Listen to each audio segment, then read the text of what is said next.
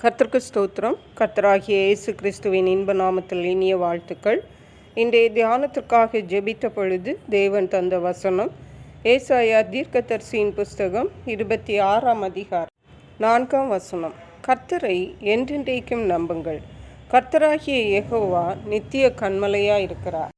நம்முடைய கர்த்தராகிய இயேசு கிறிஸ்து நமக்கு நித்தியமான கன்மலையாக இருக்கிறார். கன்மலை என்றால் அது நமக்கு ஒரு பலன். கன்மலை என்றால் அது நமக்கு ஒரு மறைவிடம், அது ஒரு நம்பிக்கை, அசைக்க முடியாத ஒரு பலன் என்று சொல்லலாம். அதிலும் நித்திய கன்மலை என்றால் ஒரு நாள் நம்மை விட்டு நீங்காத நித்தியமாக நம்மோடு இருக்கிற ஒரு கன்மலை. அப்படித்தான் நம்முடைய கர்த்தராகிய யெகோவா இயேசு கிறிஸ்து நம்மோடு இருக்கிறார். ஹல்லேலூயா. ஒருவேளை நாம் நினைக்கலாம், நம்மாலே என்ன ஆக போகிறது, நாம் இவ்வளவுதான் என்று நம்மை குறித்து நாம் தாழ்த்தி நினைக்கலாம். ஆனால் தேவன் சொல்லுகிறார், அவர் நமக்கு நித்திய கன்மலையாக நம்மோடு இருக்கிறார்.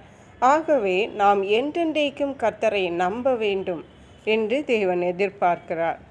ஏசாயா தீர்க்கதரிசியின் புஸ்தகம் 25ஆம் அதிகாரம் 5-6 வசனங்களை வாசிக்கும் பொழுது, 4ஆம் வசனத்திலிருந்து வாசிக்கும் பொழுது, கொடூரமானவர்களின் சீறல் மதிலை மோதியடிக்கிற பெரு வெள்ளத்தை போல் இருக்கையில் நீர் ஏழைக்கு பலனும் நெருக்கப்படுகிற எளியவனுக்கு திடனும் பெரு வெள்ளத்துக்கு தப்பும் அடைக்கலமும் வெயிலுக்கு ஒதுங்கும் நிழலுமானீர்.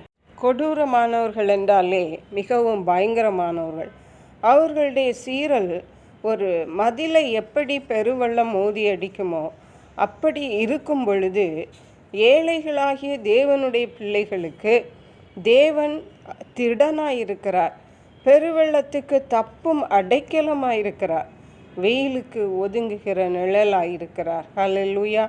ஏனென்றால் வறட்சியான இடத்தின் காங்கை மேகத்தினால் தணிவது போல, மிகவும் வறட்சியான ஒரு இடத்திலே எவ்வளவு வெப்பம் சூடு இருக்கும், அந்த காங்கை என்று சொல்லுவார்கள், அது மேகத்தினால தணிந்து போகுமாம்.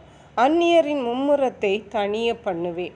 நமக்கு விரோதமாய் எழும்புகிறவர்களுடைய சத்துருக்களின் மும்முரத்தை, பயங்கரங்களை, அவருடைய பலனை கர்த்தர் தணிய பண்ணுவார்.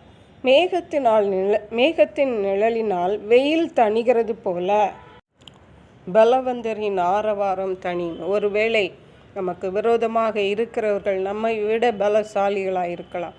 அவர்கள் ஏதோ சவால்களை விட்டு கொண்டிருக்கலாம். எப்படி இருந்தாலும் மேகத்தின் நிழலினால வெயில் தணிந்து போவது போல அவர்களுடைய ஆரவாரம், சவால்கள் தணிந்து போகுமாம். ஹல்லேலூயா. இவையெல்லாம் எதற்காக எப்படி நடக்கிறது என்றால், சேனைகளின் கர்த்தருடைய நாமம், கர்த்தராகிய யெகோவா என்ற நாமம் நமக்கு நித்திய கன்மலையாயிருக்கிறார். தேவனுடைய பிள்ளைகளுக்கு தேவன் அடைக்கலமாக இருக்கிறார். ஆகவே இந்த நாட்களிலே உங்களுடைய சூழ்நிலை எப்படி இருந்தாலும் சரி, உங்களுக்கு விரோதமாக இருக்கிறவர்கள் எப்படி பலசாலிகளாக இருந்தாலும் சரி, அவர்களுடைய மும்முரத்தை, அவர்களுடைய ஆரவாரத்தை,